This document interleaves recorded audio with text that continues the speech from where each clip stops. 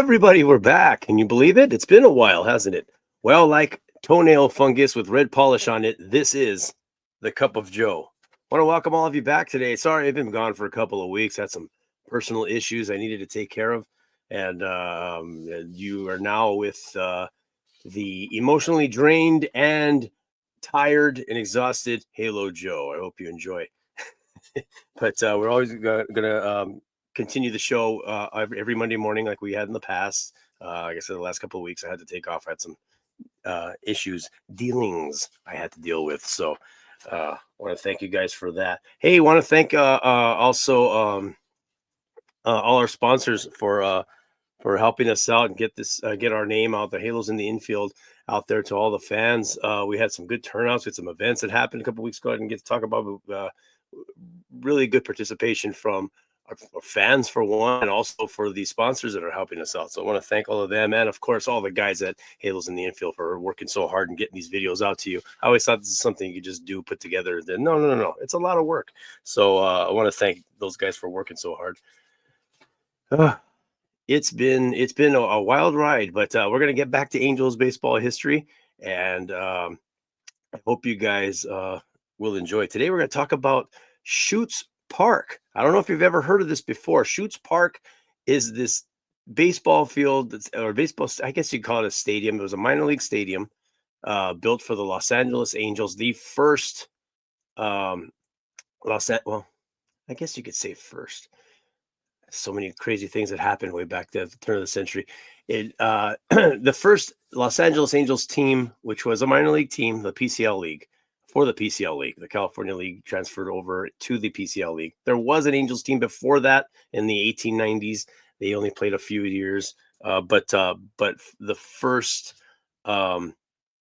stadium for the PCL Los Angeles Angels, which reigned here in Los Angeles from the early 1900s all the way up until about 1958, really, when the Dodgers moved in. So had quite a few championships, had some success here, far more successful than our Major League Baseball team. Let's just put it that way.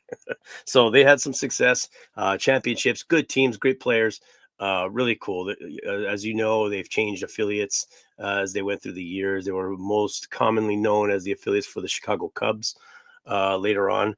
But we're going to go all the way back to the early 1900s where they started here, when they started really solidifying themselves as a team in the Los Angeles area.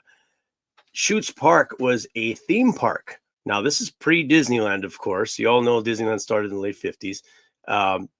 Chutes Park was a I don't know how many acres was it. Do I even have that down here? It was a pretty large, like a block size, I would say, amusement park. Nothing like Disneyland, of course. Had a large water slide, an 85-foot tall water slide that was about 350 feet long. So you would get on this bobslide thing and you'd slide down a water slide and it'd fire you up in the air. It was probably super dangerous back then, but no one cared. Everything was built by wood back then too, which is kind of crazy. So everything was kind of creaking and stuff. I don't know if I'd get on a ride like that. Later on, they also built, I think it was in 1903, built a steel framed roller coaster ride, which was right next to it as well. And there's a building right next to it also that was the Chutes Theater, where people would go in to watch theater. It's pretty cool because up at the top, I would say northeast corner of the property was a large field that they built into a baseball stadium, which was a small single-leveled grandstand stadium for minor league team. So I think it seated about. I got two different numbers I was looking up. It showed 10. I saw one article that mentioned that there were 10,000 seats. Then I saw one that said 1,100 seats, which I thought was strange. But there was a strip of grandstand, which I'll show you in a bit, a map, an overlook of the area. And it's a strip of grandstand, and the rest were bleachers. So I am thinking they're estimating how many more seats there were available, because there were bleachers along the east side of the field, and then there was also two other little section of bleachers as well on the right and left field which I'll point out to you on the map later when you see it. But Chutes Park was a really cool place. As you can see here, it has, you can see there's the slide up at the top there. You get up on top of that sucker. Can you imagine that? 85 feet tall. You go stand up there with a little sled and go firing off. You can see at the very bottom. It's kind of hard to see. It's an old black and white photo, of course. It's the early 1900s. And you can see that sled firing off the bottom of the water there. There's another picture. I don't know if I have it here or not. I think I do, where it's firing up in the air a little bit further. It's absolutely crazy. But you can see here where the grandstands are at. It's like I said, single section. There's no second tier at all. That slide we just looked at, you can see straight out of right field in the back. You can see how high it was back there, which is pretty interesting. So that's the first base line right there. You see crazy people, their fedoras and their derbies sitting there. Such a crazy time. Anyway, they're all there in their suits watching a baseball game. Make sure you wear your bow ties when you go to the Angel game here in Los Angeles. That's what it was like. So the first Angels game was played on March 31st, 1901. Wow. Over 100 years ago. So they're saying 1,100 seats. I definitely say there's more, of course. I think the information it's from a few articles that I've read, it looks like they are contradicting themselves with different numbers. So I'm going to say it's more than that. It looks like more than that. But there are bleachers you can see further down the first base line into the outfield. You can see there's other bleachers there. It's kind of hard to see.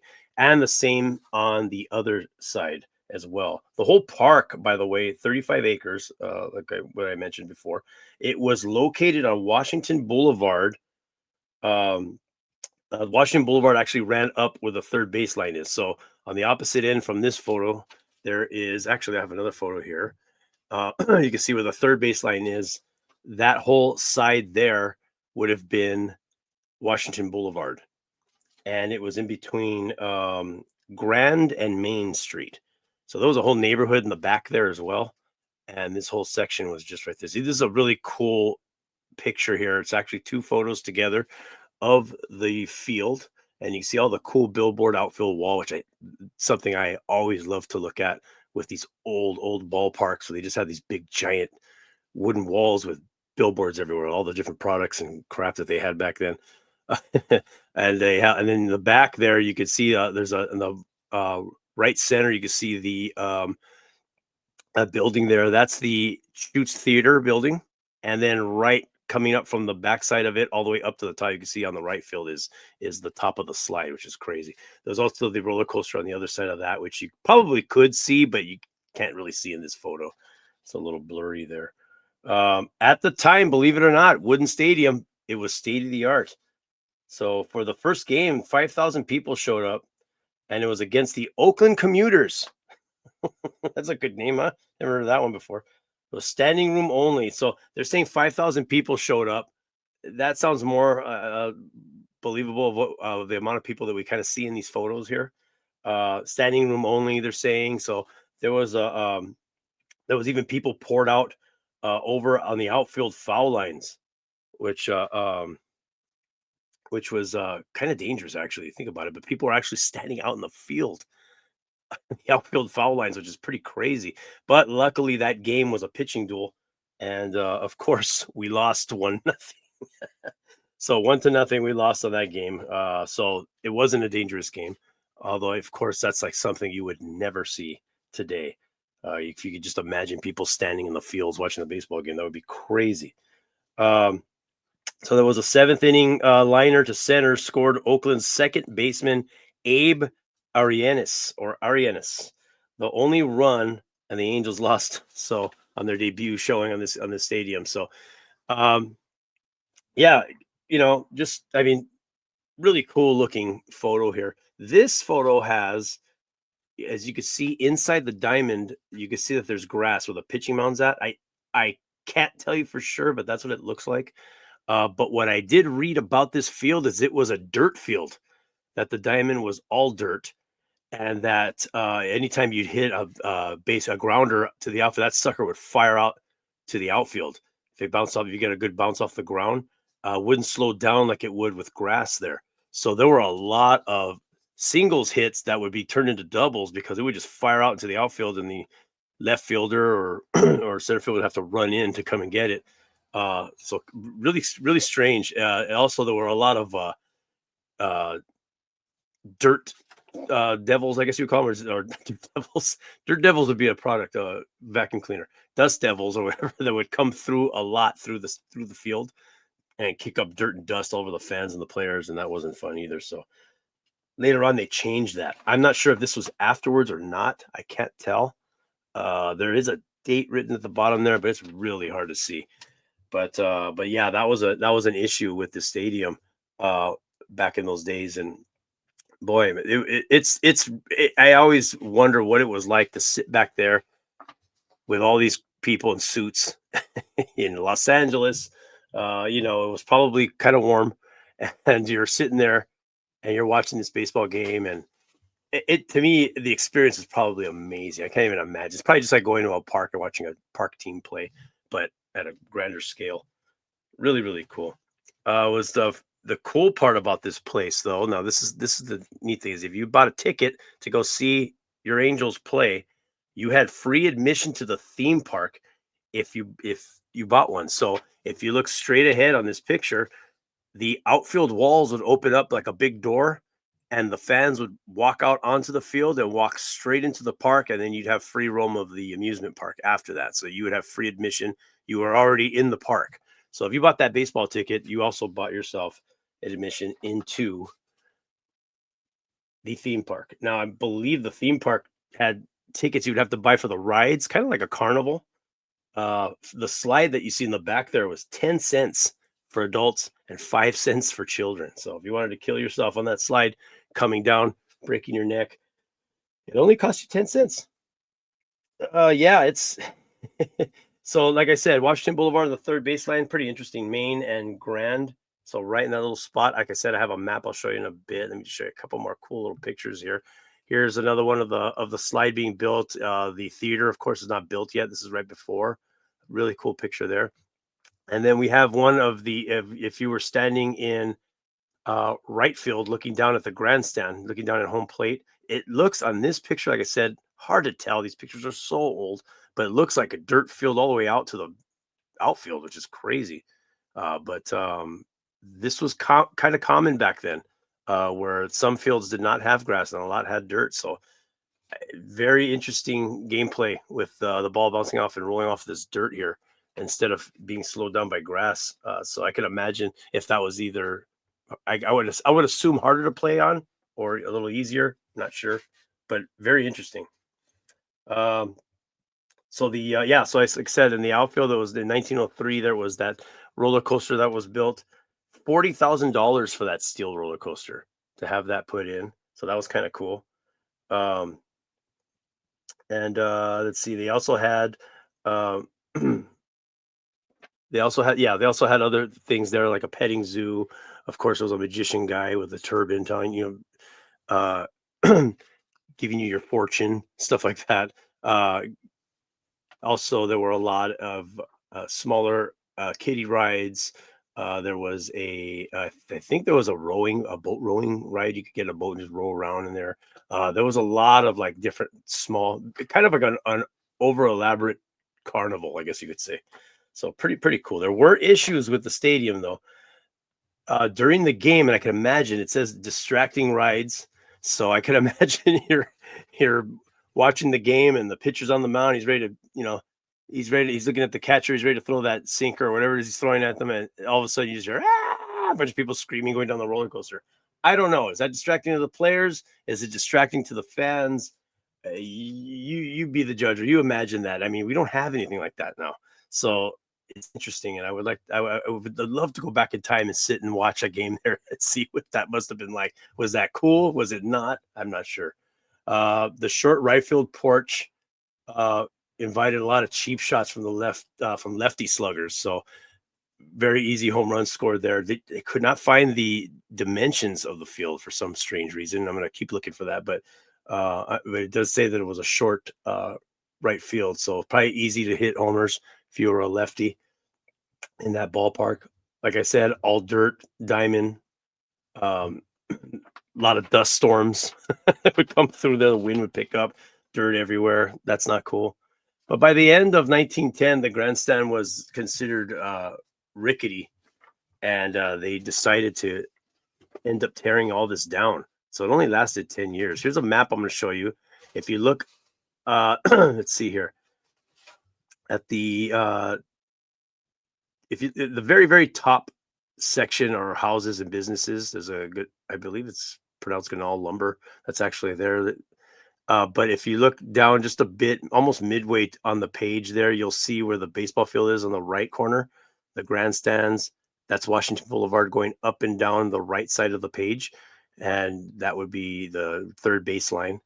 And then if you go to the outfield, to the center of the picture, you'll see where there's a little rectangular building there. That's the theater, the slide next to it into the water, and all the other rides that are up and down there with Main and Grand Street.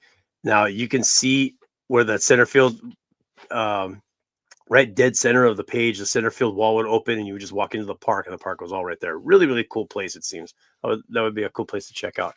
But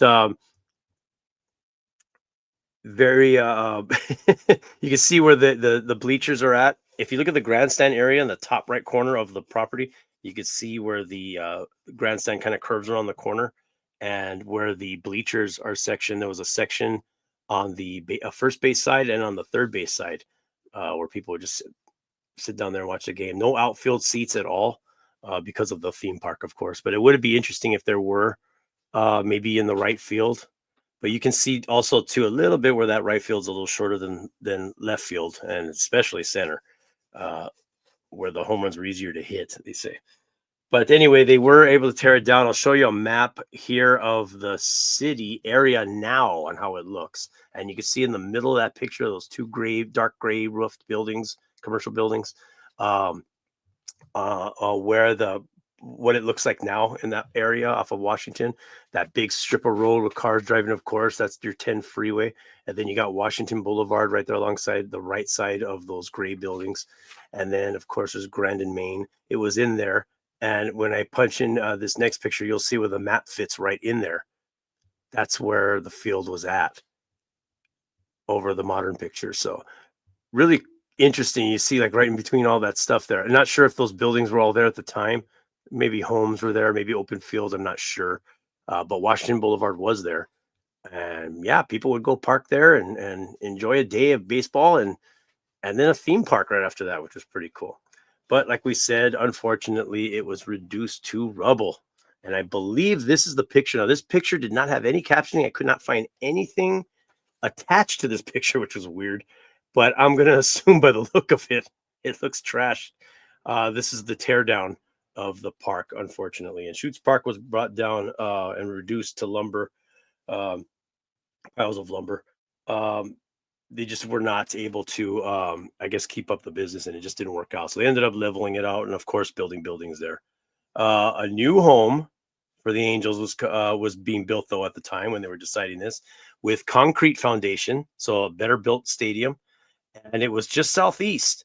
And it was ready for the Angels in the 1911 season, believe it or not. And it was built just southeast on Washington Boulevard. And they actually called it the new Washington Stadium, which is a complete different stadium they played in afterwards, their second home, before eventually from there moving on to the well-known Wrigley Stadium.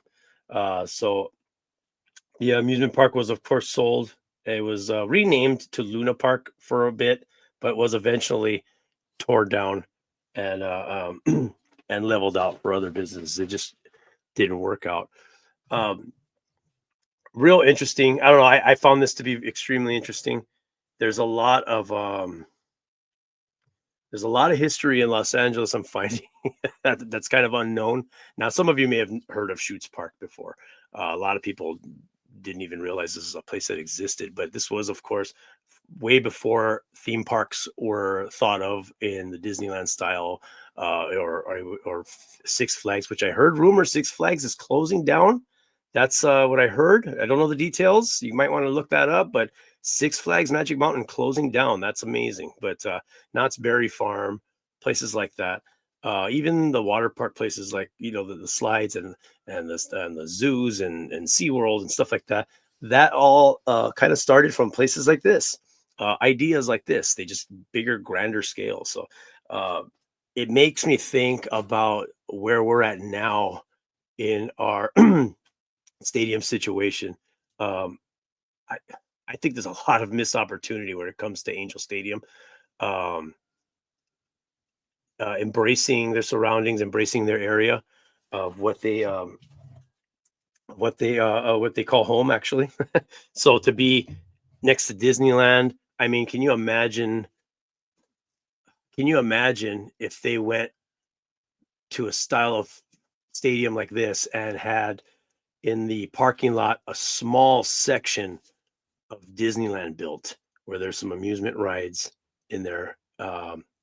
And then maybe Disneyland having some sort of a tram or something that would run from Disneyland to that area where the stadium's at, which would be awesome. Maybe like like the monorail extended over there, where people who are at Disneyland enjoying the day could actually ride the monorail over and to the small, you can call it Angels Land or Baseball Land, or whatever you want to call it, where there's a small little theme park behind Angel Stadium that is Angels themed or baseball themed, and you could go there and ride some rides. Meanwhile, there are people who are purchasing tickets to go watch the Angels game, and the Angels game ticket also allows you to walk out into the center field into the small section there, and it would be, of course, only for that small theme park like California Disney would be. I guess you would get it would be a ticket just for there, but you could go there and hang out, ride the rides, food, all the other stuff Disneyland provides, all that stuff back there. What a cool outfield backdrop that would be too, especially if we brought like a big A scoreboard back into the outfield. So you're there sitting in the stands, you're watching the Angels play. You got the big A scoreboard out there, and the outfield is a roller coaster. And there's some other rides, people yelling and screaming, and people having a good time. That would be a really interesting idea. I don't know if that's something that would work, to be honest. I'm sure a monorail from Disneyland to Angel Stadium would be pretty ambitious as far as building. I'm sure Disneyland can think of something to do with that. But but I think that would be a cool idea to have that. And also embracing the area you play in, that you represent. That's your home. Anaheim's your home. So uh for the ball club to embrace Disneyland like that with their stadium, I think that would be something that would be very interesting. I would wonder if that's something that would work in today's environment. I don't know. It may not work. It may not be a good idea. It may not be worth the money it would take to build something like that. Can you imagine? I mean, it would be incredible, the billions of dollars that would go into something like that. But how cool would that be, though? I think that would be cool to see some old fashioned roller coasters, especially if they went for an old fashioned look, old fashioned style roller coasters, maybe wooden roller coasters, uh, merry-go-round, stuff like that. Very carnivalish feel. Um, yeah, I think that would be awesome. You have the land; it's there. That would be great. I think that would be cool. But anyway, that's just me thinking thinking outside of the box there for Artie. Uh, if that's even going to be something that can happen, I'm not sure what he even wants to do. Does he want to build a new stadium there? Is he thinking of moving? Is he thinking of renovating? There's so many options. You can build the stadium a little further south, I guess southwest of the property, so that you have more outfield area. If a theme park was to be built, that would probably mean there would have to be a parking structure for us to park, which would suck. I love the open parking lot. I hate parking structures. That's just me personally, but it would save room if there was a parking structure. I don't know. It would be interesting to think about. Do me a favor though, leave a comment in the bottom there and let me know if you think that's something that would work or something you would be interested in, something you would love. Um, to go see your Angels play and then go ride some rides after that? Or do you have any better ideas of what you think the Angels should do with their stadium? There's a lot to talk about with what we have going on right now because everything is just so up in the air. Um, it's very interesting. There's a lot of land. It's not a tight little spot. I don't think it would be. I don't think it would be in Artie's interest to move out of that area because it's such a great piece of land and where it's at. It is Anaheim, it is Orange County, but this is the LA market. So you can make an obscene amount of money there if he plans it right. But I'm in the opinion of thinking he's gonna buy that property, and once he does, um, eventually sell the Angels with that as a package. Which, if that ever happens, who knows? I don't know. It's just guesswork from now on. I don't know what exactly he's thinking of doing. It doesn't look like he wants to sell it all. We all want him to. We're so sick and tired, especially with the performances we've been pulling off lately. Too. God, yesterday's game was pathetic. But that's what we're going through now. So a lot of things are open up to the imagination when it comes to our baseball stadium. But let me know what you think in the comments there. Tell me what you think would work. What would you like? Would you like a whole brand new stadium? Do you want to move out of the area? Do you want to stay there? Is the theme park idea that I just threw out a great idea? Do you love that? I think it's great. I think they, like I said, embrace the area, embrace Disneyland. I believe Todd spoke about that in his post game show the other night. It's we're about Anaheim and Disneyland. This is where we're at. This is our area. This is what we represent. This is our fan base. Um, it's interesting to think about. But like I said, comments, leave them, go in there, and don't forget to hit like as well. We got somewhat, I guess, interesting week of baseball coming up. Of course, this Monday we don't have a game; we have a day off, so thank God for that, a breather from these horrible, horrible games. But we got a 3-game series against the Blue Jays and a 3-game series against the Orioles. Tomorrow it's going to be at 6:38 p.m. at Angel Stadium. Another 6:38 game on Wednesday at Angel Stadium, and then we also have another 6:38 game on Thursday at Angel Stadium. Then the Orioles are coming into town, and we're going to have a 6:38 game on Friday and Saturday, and then Sunday at 107. So we got the Blue Jays and Orioles coming down to Anaheim, and they're going to either whoop on us badly, or we're just going to sit back and just let them whoop on us and not do anything in the batter's box. But hey, you know what? It is what it is. I think we have some changes to make in our coaching staff, and there's a tremendous amount of changes that need to be made. But that's a whole other show. That's a whole other deal. Don't forget to keep on our channel here. Subscribe if you haven't, and hit the notification bell, because this is a channel that covers all of your Angels needs. What we were just talking about right now with the Angels. You want to get into more depth of what the Angels are going through and what they should do, what they shouldn't do. Watch our channel. We got Todd Fox post-game show after every game. Nobody does it like Todd. Every baseball game that comes on, every Angels game, Todd comes on afterwards to give you his feel of what he his rants on this team on that particular game that you'd watched just before. He also has everyone commenting in the chat and callers calling in. Great show, must watch. We also have Fernando, the Lone Star Halo, with his show. We also have the Angels Cowboy Vince is coming on with his show. We also have the great James Gonzalez, and he will have his show where he covers all around the league with all the baseball teams, all the information you need if you need to hear about what's going on in the Yankee Stadium, or you want to hear of what's going on with the Orioles.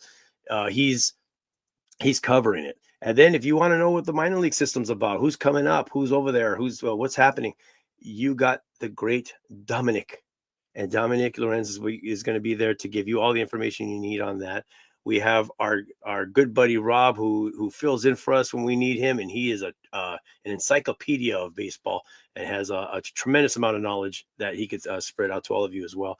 This channel does not stop when it comes to Angels baseball. We cover everything. You got my show as well here on Mondays with the history of your Angels.